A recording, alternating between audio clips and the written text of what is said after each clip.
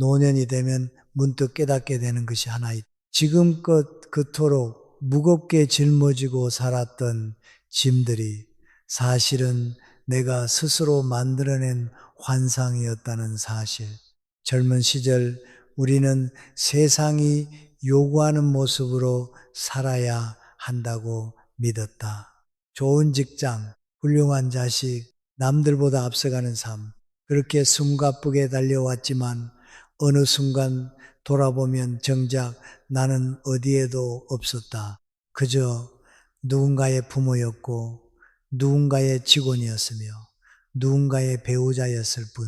그렇다면 이제는 묻지 않을 수 없다. 나머지 인생은 누구를 위해 살아야 할까?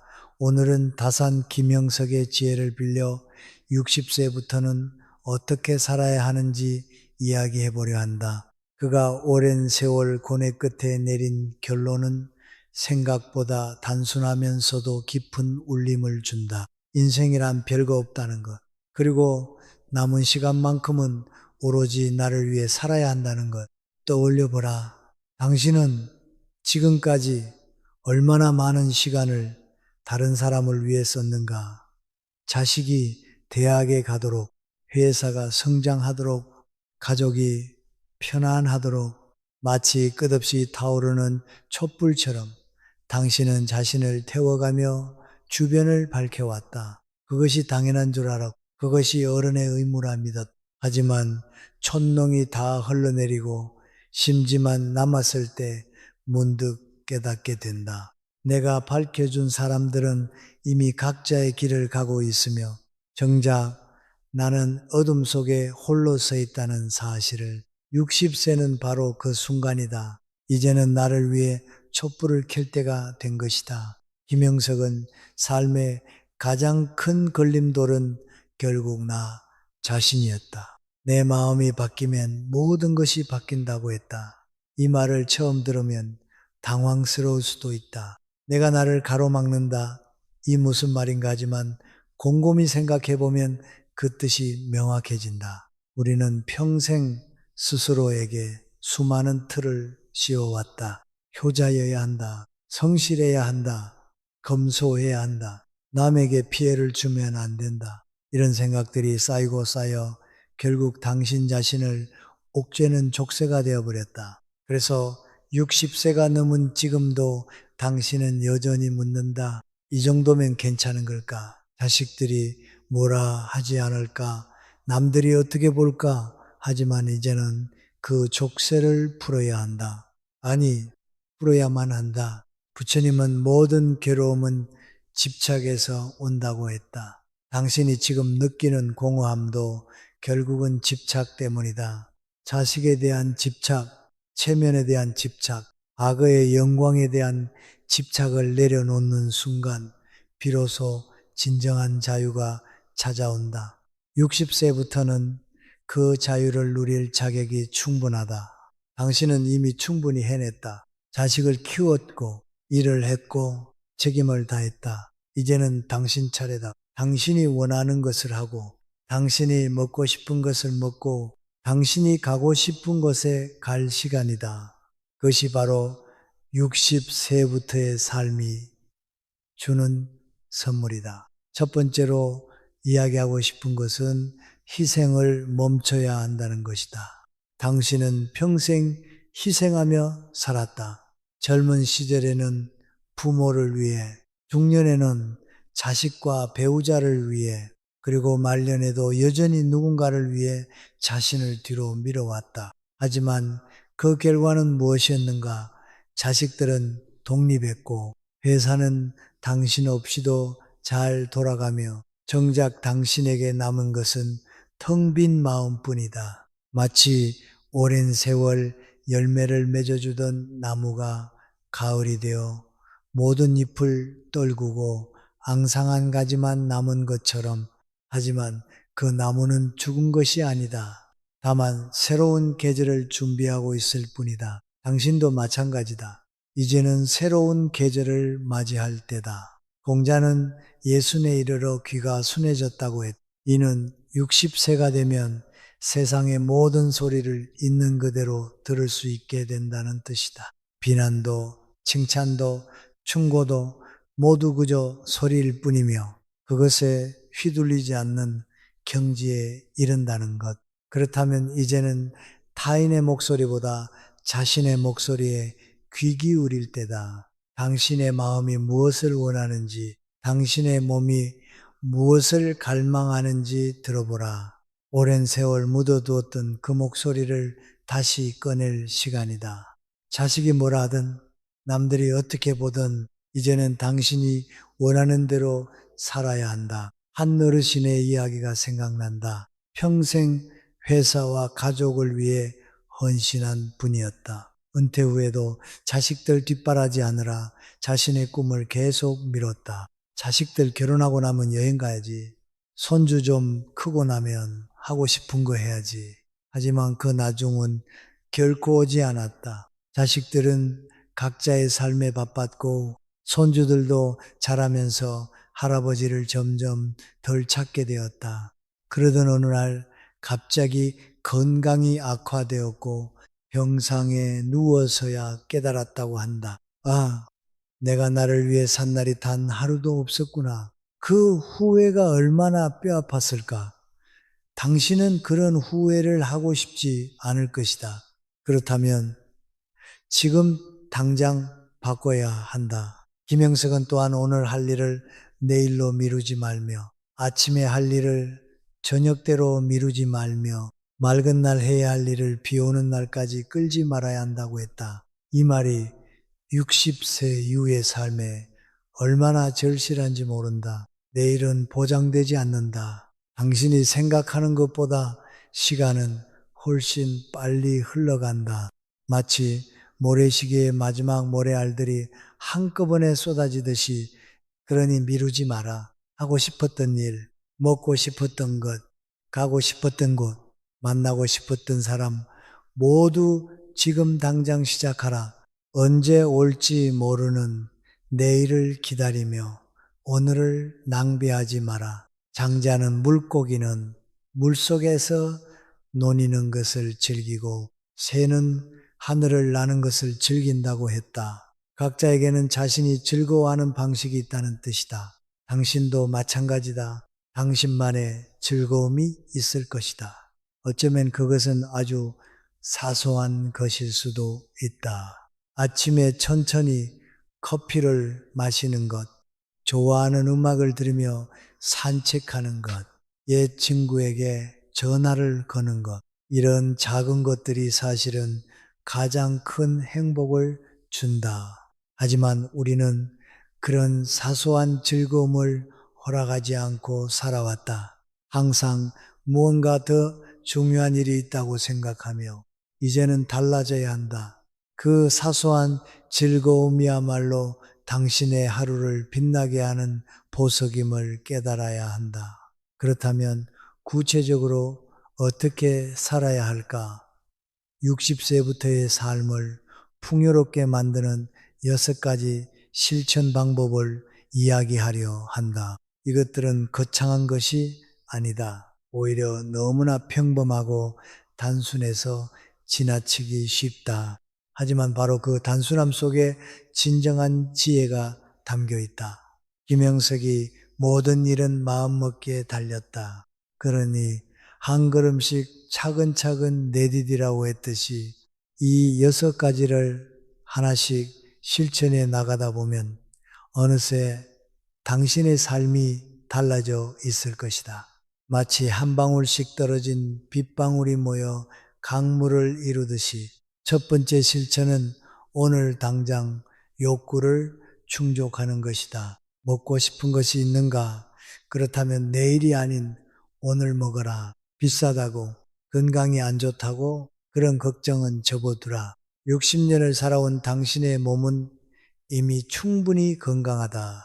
하루 이틀 맛있는 것을 먹는다고 무너지지 않는다. 오히려 그 즐거움이 당신의 마음을 치유해 준다. 옷도 마찬가지다. 입고 싶었던 옷이 있다면 사라. 나이 들어서 무슨 멋을 내느냐고 아니다. 나이가 들수록 더욱 멋을 내야 한다. 당신이 입고 싶은 옷을 입고 당신이 좋아하는 모습으로 거울 앞에 설 때 그 순간 당신은 비로소 진정한 자신을 만나게 된다. 노자는 만족할 줄 아는 사람은 항상 만족한다고 했다. 하지만 이는 욕망을 버리라는 뜻이 아니다. 자신의 진정한 욕망을 알고 그것을 적절히 채워가라는 뜻이다. 젊은 시절에는 욕망을 억누르고 참는 것이 미덕이었다. 하지만 60세가 넘으면 이야기가 다르다. 이제는 욕망을 인정하고 받아들여야 한다. 배고프면 먹고, 피곤하면 쉬고, 보고 싶으면 만나고, 가고 싶으면 가라. 그것이 자연스러운 삶이다. 그렇게 살다 보면 마음에 평화가 찾아온다. 억지로 참지 않아도 되니 스트레스가 줄어들고 자신에게 솔직해지니 마음이 가벼워진다. 어떤 이는 이렇게 말할지 모른다. 그렇게 하고 싶은 대로만 살면 이기적인 사람이 되는 거 아닌가. 하지만 그것은 오해다. 60년을 타인을 위해 산 사람이 이제 자신을 위해 산다고 해서 이기적인 것은 아니다. 오히려 그것은 당연한 권리다. 비행기 안전수칙을 떠올려 보라. 산소 마스크가 떨어지면 자신이 먼저 착용하고 나서 옆 사람을 도와야 한다고 한다. 왜일까? 자신이 무너지면 아무도 도울 수 없기 때문이다. 당신도 마찬가지다. 자신을 먼저 챙기는 것이 결코 이기적인 것이 아니다. 오히려 자신을 잘 돌봐야 주변 사람들과도 건강한 관계를 유지할 수 있다. 두 번째 실천은 작은 도전을 시작하는 것이다. 배우고 싶었던 것이 있는가? 악기든 그림이든 글쓰기든 춤이든 상관없다. 지금 바로 시작하라. 이 나이에 무슨 일이라는 생각은 버려라. 부처님은 80세에 열반에 들 때까지 설법을 멈추지 않았다. 공자는 70세까지 배움을 멈추지 않았다. 나이는 배움의 장애물이 아니다. 오히려 나이가 들수록 배움은 더욱 깊어진다. 젊었을 때는 빨리 기르고 조급했지만 이제는 천천히 음미하며 배울 수 있다. 그 과정 자체가 즐거움이 된다. 장자는 쓸모없음이 가장 큰 쓸모라고 했다. 60세 이후에 배우는 것은 취직을 위한 것도 돈을 벌기 위한 것도 아니다. 그저 배우고 싶어서 즐거워서 배우는 것이다. 그것이야말로 가장 순수한 배움이다. 피아노를 배우더라도 콩쿠르에 나갈 필요가 없다. 그저 좋아하는 곡 한두 개를 칠 수 있으면 충분하다. 그 순간 당신의 손가락 끝에서 울려 퍼지는 선율이 얼마나 당신을 행복하게 해줄지 모른다. 그림을 그리더라도 전시회를 열 필요가 없다. 창밖의 풍경을 스케치하며 보내는 오후, 그 시간 자체가 선물이다. 한 어르신은 65세의 서예를 시작했다고 한다. 처음에는 붓을 잡는 것조차 어색했지만 하루하루 한 글자씩 연습하다 보니 어느새 몇 년이 흘렀고 이제는 작은 작품들을 만들어 지인들에게 선물한다고 한다. 글씨를 쓰는 동안만큼은 모든 걱정이 사라집니다. 오직 붓과 종이 그리고 먹만 있을 뿐이죠. 그 순간이 제게는 명상이자 치유입니다. 이 말이 얼마나 아름다운가. 새로운 것을 배운다는 것은 단순히 기술을 익히는 것이 아니다. 그것은 자신과 마주하는 시간이며 삶의 새로운 의미를 부여하는 과정이다. 세 번째 실천은 관계를 재정립하는 것이다.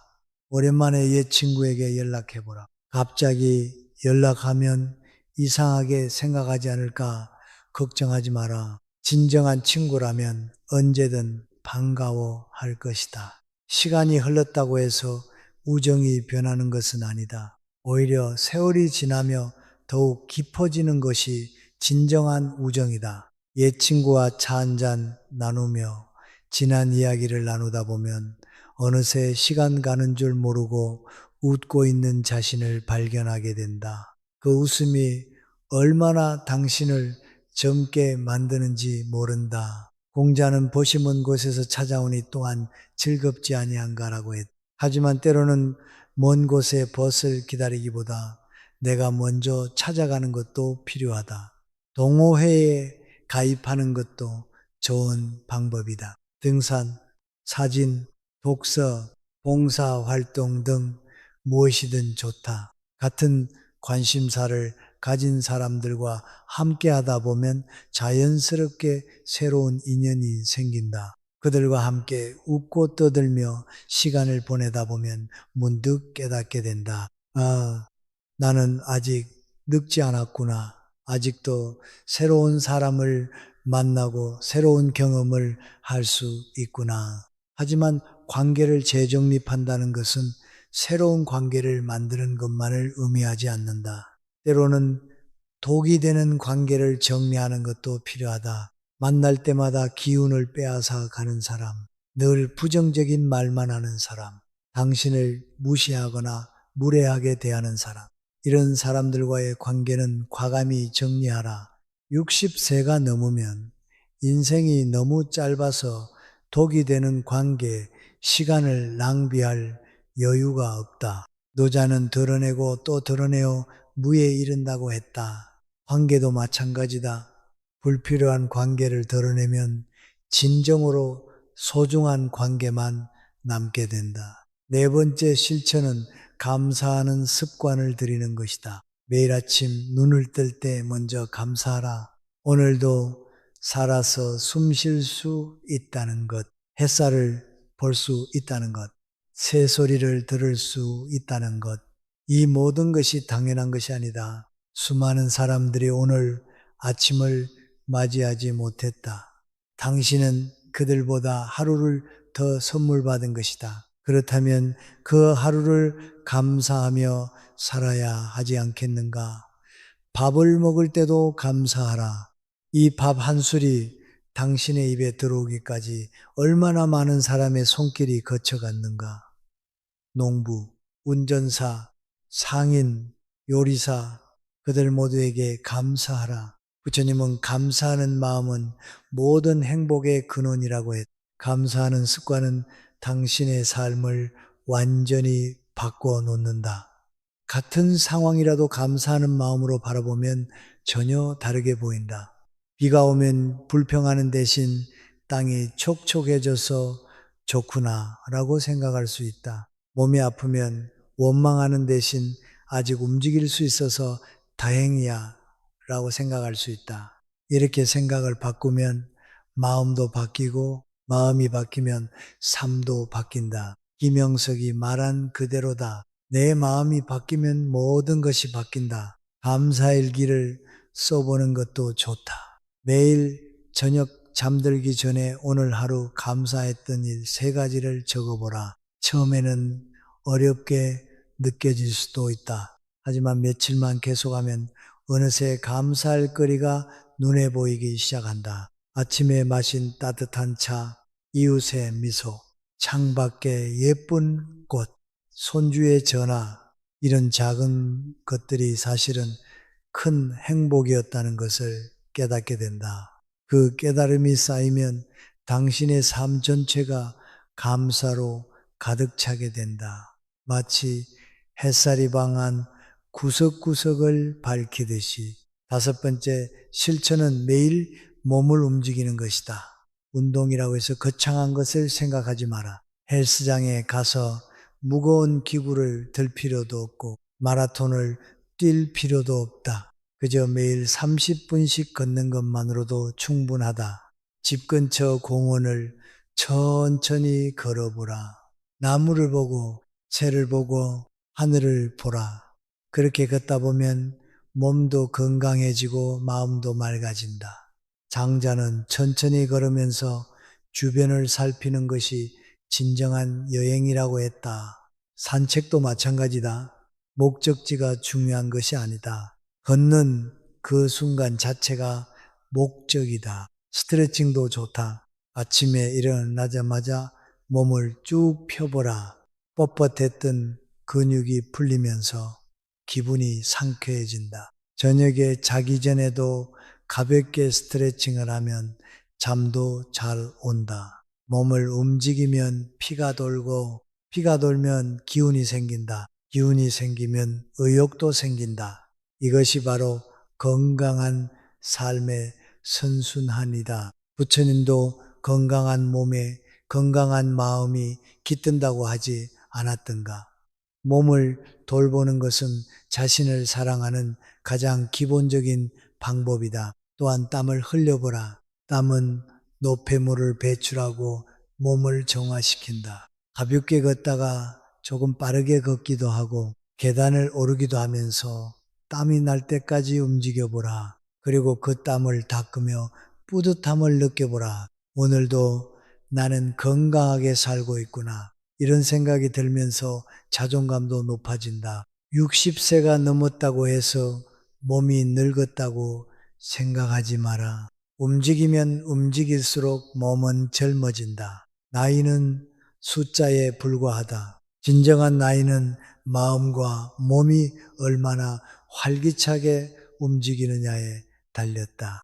여섯 번째 실천은 무조건 웃는 것이다. 억지로라도 웃어라. 웃음은 마법과 같다. 웃으면 뇌에서 행복 호르몬이 분비된다. 그러면 기분이 좋아진다. 기분이 좋아지면 모든 것이 긍정적으로 보인다. 공자는 하루에 3번 웃으면 병이 없다고 했다. 과학적으로도 증명된 사실이다. 웃음은 면역력을 높이고 스트레스를 줄이며 혈압을 낮춘다. 이보다 더 좋은 약이 어디 있겠는가? 게다가 공짜다. 돈 한 푼 안 들고 건강을 지킬 수 있다. 웃음을 찾아보라. 코미디 프로그램을 보거나 재밌는 책을 읽거나 유쾌한 친구를 만나라. 혼자 있을 때도 거울을 보며 활짝 웃어보라. 처음에는 어색하겠지만 점점 자연스러워진다. 그리고 그렇게 웃다 보면 정말로 기분이 좋아진다.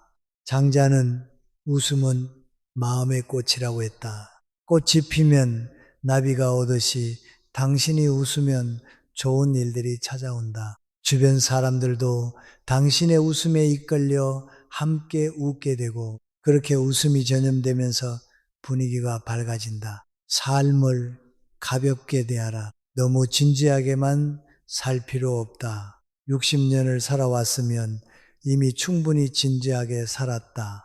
이제는 조금 가볍게, 조금 장난스럽게 살아도 된다. 실수해도 괜찮고, 실패해도 괜찮다. 어차피 인생 별거 없다. 너무 심각하게 생각하면 오히려 삶이 무거워진다. 노자는 무게를 가볍게 여기면 근본을 잃지 않는다고 했다. 가볍게 산다는 것은 무책임하게 산다는 뜻이 아니다. 집착을 내려놓고 자유롭게 산다는 뜻이다. 웃음은 또한 관계를 개선시킨다. 자식과 대화할 때도 웃으며 이야기하면 분위기가 부드러워진다. 배우자와도 웃음을 나누면 오랜 세월의 틈이 좁혀진다. 이웃과도 웃으며 인사하면 거리가 가까워진다. 웃음은 사람과 사람 사이에 벽을 허무는 가장 좋은 도구다. 그러니 자주 웃어라. 아침에 일어나서 한번, 점심 먹고 한번, 저녁에 또 한번, 하루에 최소한 3번은 크게 웃어보라. 그러면 당신의 하루가 얼마나 달라지는지 직접 경험하게 될 것이다. 이 6가지 실천을 하나씩 삶에 녹여보라. 처음부터 모두 다 하려고 애쓰지 마라. 하나씩 천천히 오늘은 먹고 싶은 것을 먹어보고 내일은 옛 친구에게 전화해보고 모레는 산책을 나가보고 그 다음 날은 감사일기를 써보고 이렇게 하루하루 작은 실천을 쌓다 보면 어느새 당신의 삶이 완전히 달라져 있을 것이다. 마치 작은 씨앗이 자라 큰 나무가 되듯이 김영석이 말했듯이 모든 일은 마음먹기에 달렸다. 그러니 한 걸음씩 차근차근 내디디라. 조급해하지 마라. 천천히 그러나 꾸준히 나아가라. 떠올려보라. 당신은 지금까지 얼마나 많은 어려움을 이겨냈는가. 가난했던 시절, 자식 키우느라 힘들었던 시절, 직장에서 고생했던 시절, 그 모든 것을 이겨내고 지금 여기까지 왔다. 그렇다면 이제 남은 시간을 행복하게 사는 것쯤은 어렵지 않을 것이다. 필요한 것은 단지 마음을 바꾸는 것뿐이다. 희생의 삶에서 향유의 삶으로, 미루는 삶에서 실천하는 삶으로, 무거운 삶에서 가벼운 삶으로 이렇게 마음을 바꾸면 모든 것이 달라진다. 공자는 70세에 이르러 마음이 하고자 하는 바를 따라도 법도에 어긋나지 않았다고 했다. 이는 자신의 욕망과 도덕이 완전히 일치하는 경지에 이르렀다는 뜻이다. 당신도 60세가 넘으면 그런 경지에 가까워진다. 이제는 자신이 원하는 것을 해도 괜찮다. 왜냐하면 당신은 이미 충분히 도덕적이고 책임감 있는 삶을 살아왔기 때문이다. 이제는 자유로워도 된다. 자신에게 허락하라. 행복해져도 좋다고, 즐거워해도 좋다고, 편안해도 좋다고. 장자는 물고기가 연못을 벗어나 강을 만나면 비로소 자유를 느낀다고 했다. 당신도 마찬가지다. 60세 이전의 삶은 연못과 같았다.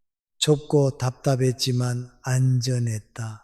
하지만 이제는 강으로 나갈 때다.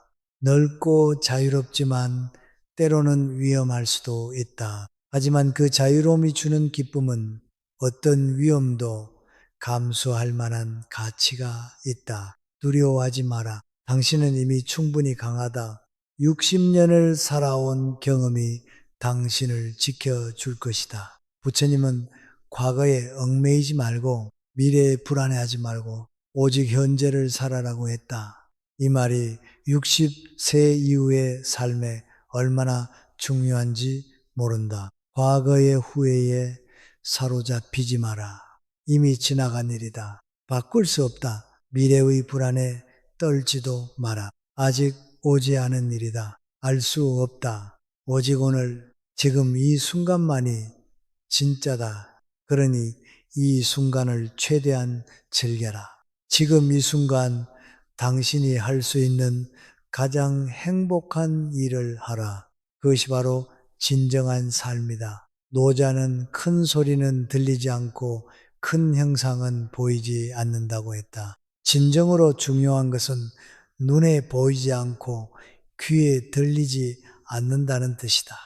사랑, 행복, 평화, 감사 이런 것들은 만질 수도 없고 볼 수도 없지만 가장 소중하다. 60세가 넘으면 이런 보이지 않는 가치들이 얼마나 중요한지 깨닫게 된다. 돈이 많다고 행복한 것이 아니고 권력이 있다고 평화로운 것이 아니다. 진정한 행복은 마음속에서 나온다.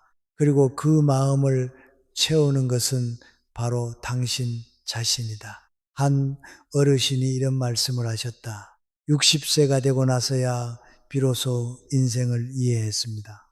젊었을 때는 성공하려고 발버둥쳤고 중년에는 유지하려고 애썼습니다. 하지만 이제는 그냥 살아가는 것 자체가 행복입니다. 아침에 눈을 뜨고 밥을 먹고 산책을 하고 책을 읽는 것, 이런 평범한 일상이 사실은 가장 큰 기적이었다는 것을 이제야 알았습니다. 이 말이 얼마나 깊은가. 우리는 평생 특별한 것을 찾아 헤맸지만 정작 특별한 것은 평범한 일상 속에 숨어 있었다. 공자는 아침에 도를 들으면 저녁에 죽어도 좋다고 했다. 이는 진리를 깨닫는 것이 얼마나 중요한지를 강조한 말이다. 하지만 그 진리란 무엇인가? 거창한 철학이 아니다. 바로 지금 이 순간을 사는 것, 자신에게 솔직한 것, 사랑하는 사람들과 함께하는 것, 감사하며 사는 것, 이런 단순한 진리들이다. 60세가 넘으면 이런 진리들이 가슴 깊이 와닿는다. 그리고 그것을 실천하며 살아가는 것이 진정한 깨달음이다. 장자는 나비가 되는 꿈을 꾸었는지, 나비가 나를 꾸는 꿈을 꾸었는지 알 수 없다고 했다. 삶과 꿈의 경계가 모호하다는 뜻이다. 어쩌면 우리의 인생도 하나의 꿈일지 모른다. 그렇다면 그 꿈 속에서 우리는 어떻게 살아야 할까? 악몽을 꾸며 고통스러워할 것인가? 아니면 아름다운 꿈을 꾸며 행복해 할 것인가? 선택은 우리 자신에게 달렸다. 60세 이후의 삶도 마찬가지다. 어떻게 살 것인가는 전적으로 당신의 선택이다. 부처님은 모든 것은 마음이 만든다고 했다. 행복도 마음이 만들고 불행도 마음이 만든다. 같은 상황이라도 어떻게 받아들이느냐에 따라 천국이 될 수도 지옥이 될 수도 있다. 60세가 넘었다는 것을 불행으로 받아들일 수도 있고 자유의 시작으로 받아들일 수도 있다. 당신은 어떤 쪽을 선택하겠는가? 나이 들어 쓸모 없어졌다고 비관할 것인가? 아니면 이제야 진정한 인생이 시작되었다고 기뻐할 것인가? 선택은 당신의 몫이다. 노자는 빈 것이 가득 찬 것보다 낫다고 했다. 60세가 넘으면 많은 것들을 내려놓게 된다. 직장, 사회적 지위, 젊음, 체력 이런 것들을 하나둘 잃어가면서 처음에는 공허함을 느낄 수도 있다. 하지만 그 빈자리에 새로운 것들이 채워진다. 여유, 평화, 지혜, 감사 이런 것들은 젊었을 때는 결코 가질 수 없었던 보물들이다. 그러니 잃은 것을 슬퍼하지 말고 얻은 것을 기뻐하라. 당신은 충분히 많은 것을 가지고 있다.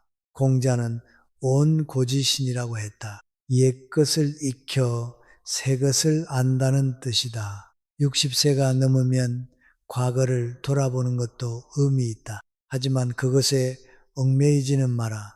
과거는 배움의 자료일 뿐이다. 과거에서 교훈을 얻되 현재를 살아가라. 그리고 미래를 준비하되 미래에 사로잡히지 마. 과거, 현재, 미래를 균형 있게 바라보는 것, 그것이 60세 이후에 필요한 지혜다. 장자는 천천히 가도 목적지에는 도착한다고 했다. 서두르지 마라. 60세가 넘었다고 해서 급할 것이 없다. 오히려 천천히 갈수록 더 많은 것을 볼 수 있고 더 깊이 느낄 수 있다. 급하게 먹으면 체하듯이 급하게 살면 인생을 제대로 맛볼 수 없다. 천천히 음미하며 살아가라. 매 순간을 소중히 여기며 살아가라.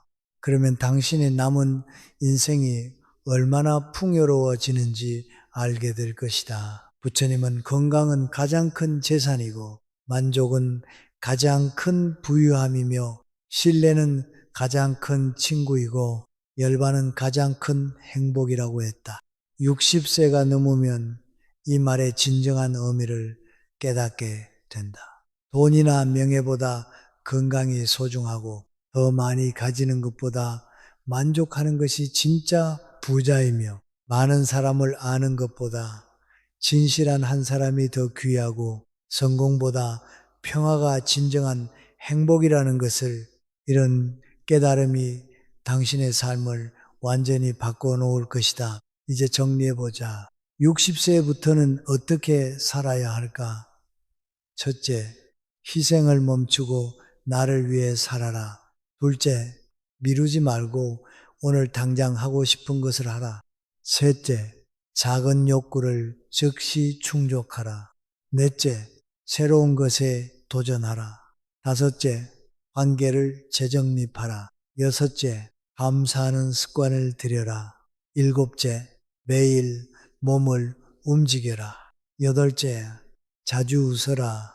이 8가지만 실천해도 당신의 삶은 완전히 달라진다. 김영석이 말했듯이 내 마음이 바뀌면 모든 것이 바뀐다. 마음을 바꾸는 것에서 시작하라. 공자는 마흔에 미혹되지 않고 쉰에 천명을 알고 예순에 귀가 순해지고 이른에 하고 싶은 대로 해도 법도에 어긋나지 않는다고 했다. 당신은 지금 예순을 지나고 있거나 이미 지났다. 그렇다면 이제 귀가 순해진 시기다. 세상의 모든 소리를 있는 그대로 들을 수 있는 시기다.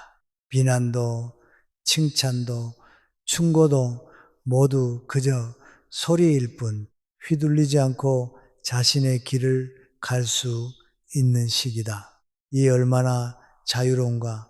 이제는 타인의 시선에서 자유로워도 된다. 노자는 상선약수라고 했다. 최고의 선은 물과 같다는 뜻이다. 물은 낮은 곳으로 흐르고 다투지 않으며 어떤 형태에도 적응한다. 60세 이후의 삶도 물처럼 살면 좋다. 거창한 것을 추구하지 말고 평범한 것에 만족하며 남과 비교하거나 경쟁하지 말고 자신의 속도로 살며 변화를 받아들이고 적응하며 그렇게 물처럼 살다 보면 어느새 깊은 평화에 이르게 된다. 부처님은 지금 이 순간이 유일한 순간이라고 했다. 과거는 이미 지나갔고 미래는 아직 오지 않았다. 오직 현재만이 진짜다. 그러니 지금 이 순간에 집중하라. 지금 당신 앞에 놓인 차 한 잔, 지금 당신이 마주한 사람, 지금 당신이 느끼는 감정, 이 모든 것이 소중하다. 놓치지 마라. 스마트폰을 내려놓고 눈앞의 현실을 보라. 과거의 후회와 미래의 걱정을 내려놓고 지금 이 순간을 온전히 경험하라.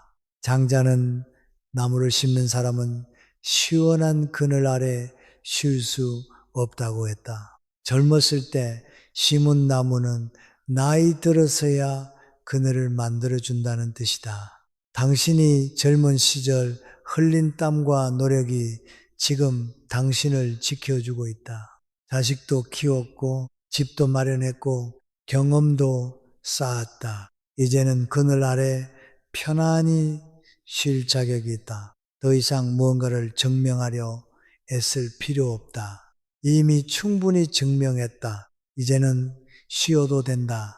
공자는 군자는 화이부동하고 소인은 동의부라한다고 했다. 군자는 조화롭지만 똑같지 않고 소인은 똑같지만 조화롭지 않다는 뜻이다. 60세가 넘으면 타인과 조화를 이루되 자신의 색깔을 잃지 말아야 한다. 남들이 이렇게 살라고 해서 그대로 따라갈 필요 없다. 당신만의 방식으로 살아라. 하지만 그것이 타인과의 불화를 만들어서는 안 된다. 조화롭게 그러나 자신답게 그것이 노년의 지혜다. 노자는 부드러운 것이 단단한 것을 이긴다고 했다. 물이 바위를 뚫고 바람이 산을 깎듯이 60세가 넘으면 부드러워져야 한다. 완고하게 자신의 주장만 고집하지 마라. 상황에 따라 유연하게 대처하라. 자식이 다른 의견을 내면 귀 기울여 들어보라. 젊은이들의 생각이 이상하게 느껴져도 이해하려 노력하라. 당신이 젊었을 때의 상식이 지금은 통하지 않을 수도 있다. 부드럽게 받아들이고 적응하라. 부처님은 집착을 버리면 자유를 얻는다고 했다. 60세가 넘으면 집착을 버려야 한다. 자식에 대한 집착, 재산에 대한 집착, 명예에 대한 집착, 건강에 대한 집착, 모든 것은 변한다. 자식도 떠나고 재산도 사라지고 명예도 잊히고 건강도 약해진다. 이것이 자연의 법칙이다. 거기에 집착하면 괴롭기만 하다. 있으면 감사하고 없으면 그것대로 받아들여라. 장자는 쓸모없는 나무가 오래 산다고 했다. 쓸모있는 나무는 일찍 베어지지만 쓸모없는 나무는 그냥 두기 때문에 오래 산다는 뜻이다. 60세가 넘으면 쓸모 없어져도 괜찮다. 아니, 오히려 쓸모 없어지는 것이 좋을 수도 있다. 누구에게도 필요하지 않으니 간섭받지 않고 기대받지 않은 이 부담도 없다. 그냥 존재 자체로 충분하다. 무언가를 해내야 한다는 압박에서 벗어나라. 그냥 살아있는 것만으로도 의미가 있다. 공자는 덕이 있으면 외롭지 않고 반드시 이웃이 있다고 했다. 당신이 좋은 사람이라면 외롭지 않을 것이다. 반드시 좋은 사람들이 당신 곁에 머물 것이다. 그러니 좋은 사람이려 노력하라. 친절하고 긍정적이고 감사하고 관대하라. 그러면 사람들이 당신을 좋아할 것이다. 나이가 많다고 해서 무례해도 된다는 법은 없다. 오히려 나이가 들수록 더 품이 있고 자상해야 한다. 그것이 진정한 어른의 모습이다. 노자는 만족을 아는 자는 부유하다고 했다. 60세가 넘으면 만족을 배워야 한다. 더 많이 가지려고 욕심내지 마라. 이미 충분히 많이 가지고 있다. 집도 있고, 가족도 있고, 경험도 있고, 지혜도 있다. 이것만으로도 당신은 부자다. 남과 비교하지 마라. 누군가는 더 많이 가졌을 수도 있다. 하지만 그것이 무슨 상관인가? 중요한 것은 당신이 행복한가이다. 만족하라. 그러면 행복해진다. 부처님은 천천히 가는 자가 멀리 간다고 했다. 서두르지 마라.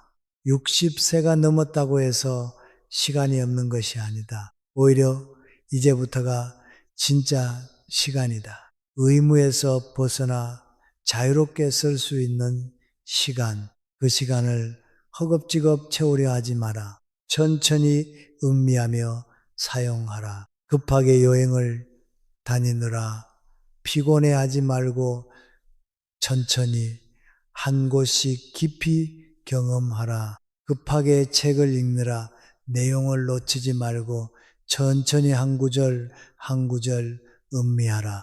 장자는 지니는 꿈도 꾸지 않는다고 했다. 진정한 사람은 잠잘 때도 편안해서 꿈조차 꾸지 않는다는 뜻이다. 60세가 넘으면 그런 경지를 지향해야 한다. 마음이 편안하면 잠도 편안하다. 과거의 후회나 미래의 걱정으로 밤잠을 설치지 마라. 낮에 최선을 다했다면 밤에는 편히 쉬어라. 내일은 내일의 태양이 뜰 것이다. 오늘 할 수 있는 최선을 다하되 완벽을 추구하지는 마라. 완벽은 환상이다. 공자는 배우고 때때로 익히면 또한 기쁘지 아니한가라고 했다. 60세가 넘어도 배움을 멈추지 마라. 새로운 것을 배우는 것은 뇌를 젊게 유지하는 가장 좋은 방법이다. 스마트폰 사용법을 배워도 좋고, 외국어를 배워도 좋고, 요리를 배워도 좋다. 무엇이든 배우면 삶이 풍요로워진다. 그리고 배운 것을 실천해보라.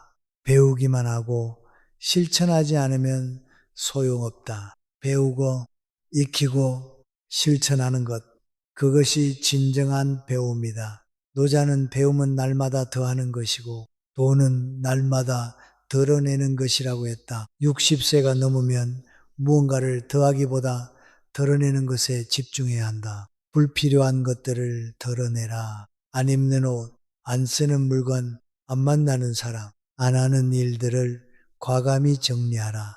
그러면 삶이 단순해지면 편안해진다. 복잡한 것은 젊은이들에게 맡기고 당신은 단순하고 평화로운 삶을 살아라. 부처님은 세 가지 독이 있으니 탐욕과 분노와 어리석음이라고 했다. 60세가 넘으면 이 세 가지 독을 경계해야 한다. 탐욕을 부리지 마라. 이미 충분히 가졌다.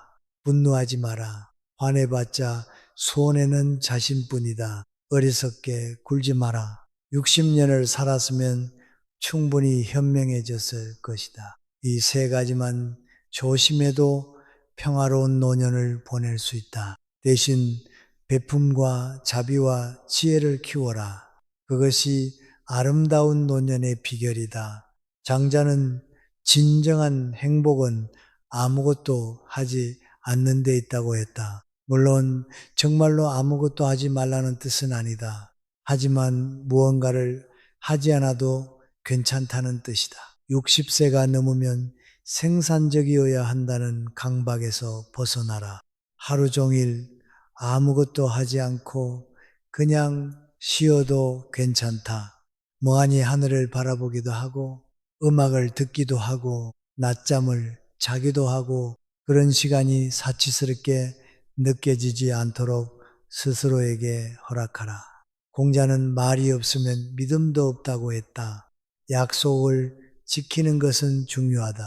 60세가 넘어도 신뢰는 중요하다. 자식과의 약속, 친구와의 약속, 심지어 자신과의 약속도 지켜라. 내일부터 운동해야지라고 했으면 실천하라. 약속을 지키면 자존감이 높아진다. 그리고 타인의 신뢰도 얻는다. 신뢰받는 노인이 되라. 그것이 아름다운 노년의 조건이다. 노자는 자기를 아는 자가 지혜롭고 자기를 이기는 자가 강하다고 했다. 60세가 넘으면 자기 자신을 잘 알아야 한다. 내가 무엇을 좋아하는지, 무엇을 싫어하는지, 무엇이 나를 행복하게 하는지, 무엇이 나를 불편하게 하는지 이런 것들을 명확히 알고 그에 맞게 살아라. 남의 기준에 맞추지 말고 자신의 기준에 맞춰 살아라. 그것이 진정한 자유다. 그리고 자신의 약한 면도 인정하라. 완벽한 사람은 없다. 부처님은 원인이 있으면 결과가 있다고 했다. 지금 당신이 경험하는 모든 것은 과거의 원인으로부터 온 결과다. 좋은 일이든 나쁜 일이든 받아들여라.